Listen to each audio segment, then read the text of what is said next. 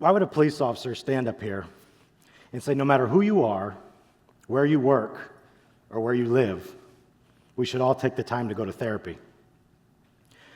Why do so many of us have fear-based thoughts when we talk about therapy or mental health? I'm a police officer, possibly quite different than most.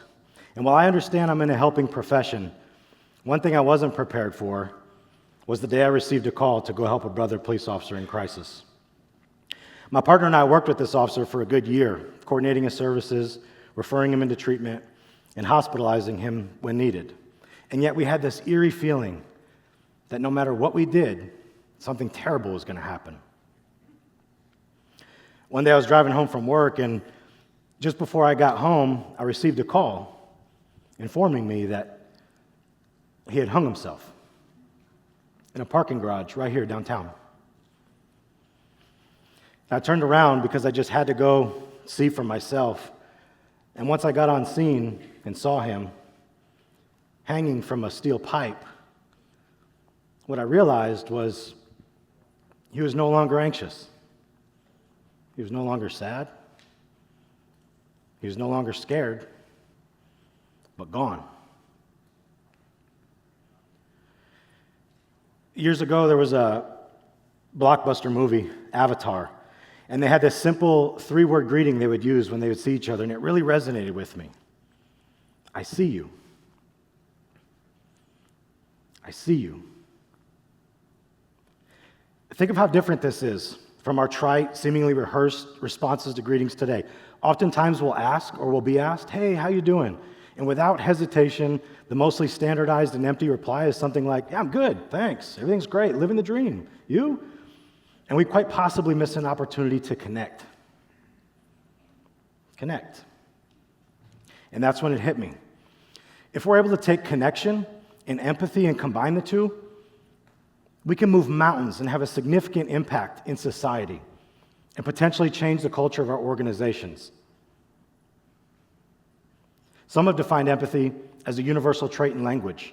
For me, empathy is the ability to see beyond the external behavior being expressed and see the truth of the person in front of you.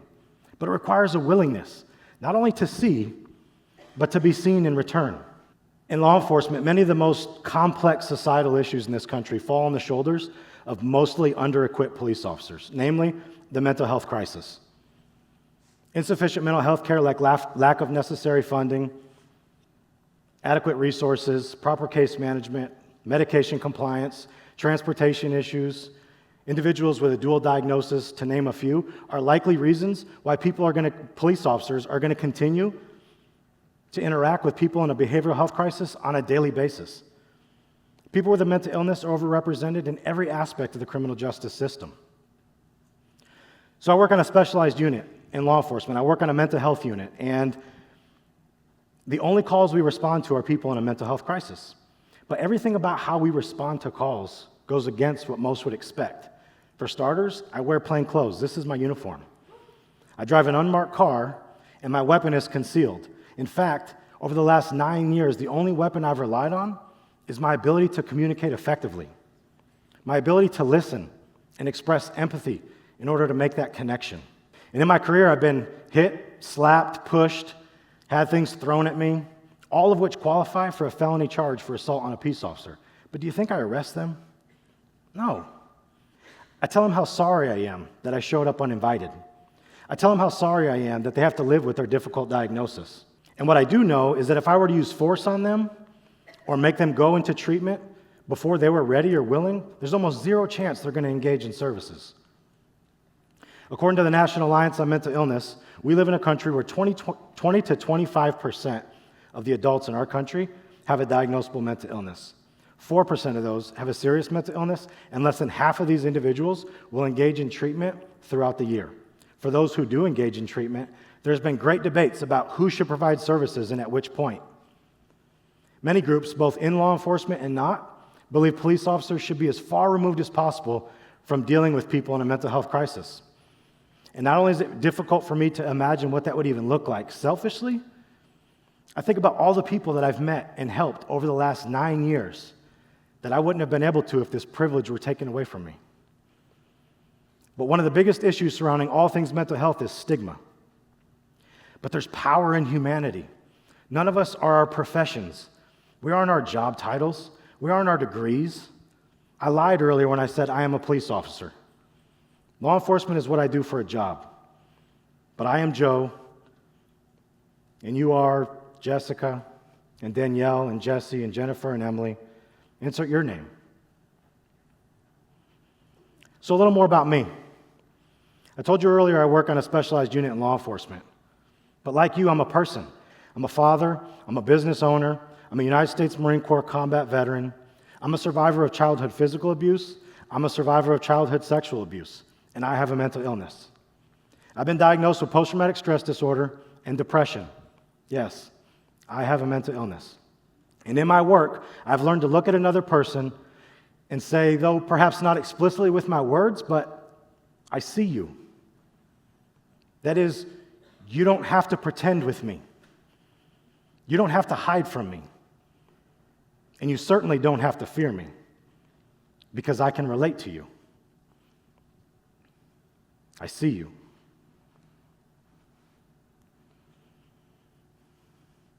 I have countless experiences where, because of this approach, I've been able to help people not only identify and rediscover their higher self, but to remember that they are worthy. To remember that they're worthy and capable of love. You know, law enforcement leaders throughout this country are starting to realize that mental health training isn't just about serving the public. It's also about us, the officers as well. According to Psychology Today, 19 to 34% of law enforcement officers in this country qualify for a diagnosis of post-traumatic stress or post-traumatic stress disorder. There are many facets of a daily life of a first responder that most would never go home and talk about with their families. They work hard to shield their families from even having to hear about the unthinkable, which has sadly become their norm. So where do they go? Who do they talk to? Are we really expecting them to reach out on their own and ask for help? We talked earlier about some of the barriers to treatment. So how do we improve things? How do we make them better? I think by doing what I and many others have been doing. Let's be honest. Let's be transparent.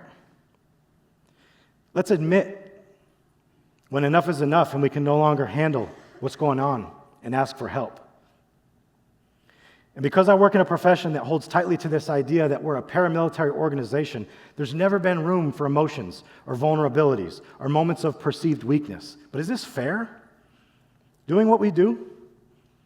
Having to see what we see? Criminal justice scholars have listed cynicism as the staple personality trait for law enforcement officers. This has to change. This has to change. And if we can begin to shift the culture in a cynical, tough, show-no-weakness type of organization, why can't it happen everywhere? I argue it absolutely can. Now, will some of my law enforcement colleagues balk at what I'm up here sharing publicly today? Of course they will. We haven't perfected the culture. There's still plenty of work to do. But we can no longer sit silently and pretend that we have it all figured out. Sometimes what-ifs fuel anxiety. So let's spend a moment exploring some hopeful what-ifs. What if it was okay not to be okay? What if it was okay to be seen not being okay? What if it was okay to express our emotional vulnerabilities to our employers? What if it were absolutely the expectation and completely acceptable to not only feel the feels, but express the feels? And the overwhelming response in return was something to the effect of, it's okay. I see you. I can see you're hurting. I can see you're scared or you're sad, and I want to help. Think about how this approach in masses can help reduce stigma. Think about how this approach will actually encourage someone to maybe engage in treatment services. I'm very fortunate to work on a pretty progressive police department that gets it and provides the type of support that I'm talking about today. But I don't want this idea of empathy and connection and seeing each other to get stuck in this small circle of law enforcement or first responders. It's applicable no matter where you are, or at least it should be. It can absolutely change the culture of an organization. I love how Simon Sinek says the most important trait of a good leader, empathy. Now, I've shared a lot about myself with you today, and consider the risk and courage associated with my openness, especially in my line of work. Some of the things I've shared with some of you may have made you uncomfortable. Honestly, good. Good. I choose to speak openly about these experiences in hopes that it will inspire someone, if even one, to take necessary risks for their own mental health. I've engaged in therapy services throughout most of my life, learning ways to process trauma and retrain my brain, overcome the consequences of my symptoms, rather. It is okay not to be okay. It's just not okay to stay that way. And how about, instead of perpetuating the deeply ingrained stigma surrounding mental health that have plagued our communities generation after generation, what if we took the great words of Arthur Ashe when he said, "Start where you are, use what you have, and do what you can." Maybe then we can all connect and move forward in the right direction. And finally, let's agree to stop being so afraid. Let's stop hiding. I see you. Thank you. Thank you.